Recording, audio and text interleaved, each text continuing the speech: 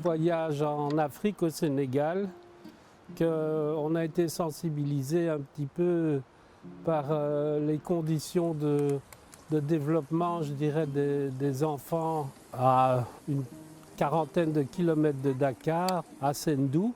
Et donc on s'est rendu compte que les besoins étaient très importants à beaucoup de niveaux, donc au niveau scolaire, au niveau alimentaire, au niveau développement.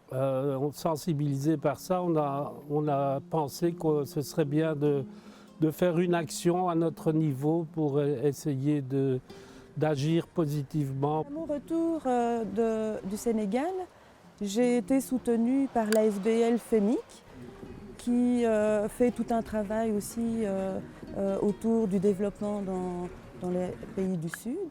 Et on a lancé donc l'opération Arik Sansar avec les voisins. Et très vite, ça a pris. Donc on a passé une journée très agréable où on a récolté vraiment beaucoup de matériel, des livres de lecture et également des vêtements. Le projet ici, c'était de fournir du matériel scolaire à une école ou des écoles au Sénégal.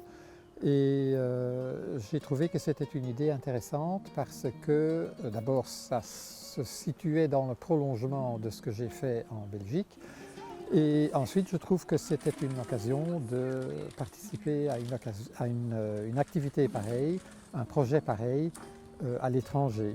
Donc au départ, je me suis penchée sur ce projet. J'ai écrit sous forme d'une brochure, on a distribué aux voisins qui ont répondu à l'appel. De manière spontanée, plusieurs voisins sont venus cette journée-là et donc ont apporté leur part de la contribution. Moi, c'était certainement le côté humain et le côté pédagogique parce que je trouve qu'un investissement pour les jeunes, c'est toujours ce qui est le plus rentable, si on peut dire, si on veut utiliser des termes économiques, des mots purement économiques. Quand on participe à un projet comme ça, on ne sait jamais très bien jusqu'où ça va nous mener. On les a accueillis, il y avait une petite réception, une exposition justement par rapport à notre projet avec des photos, des mots explicatifs. On a également proposé une fresque, donc ils ont participé à laisser un message sur cette fresque et donc c'est un très très beau cadeau qu'on a eu à la fin de cette journée.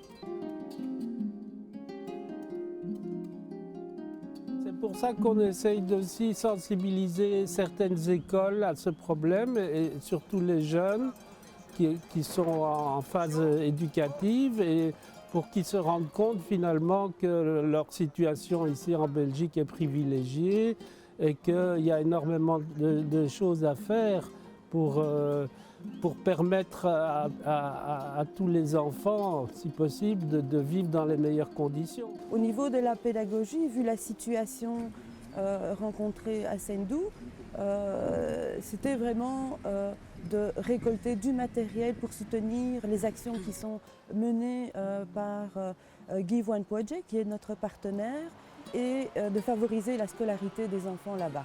Ça, c'était vraiment l'action spontanée qu'on a mise en place avec l'ASBL FEMIC.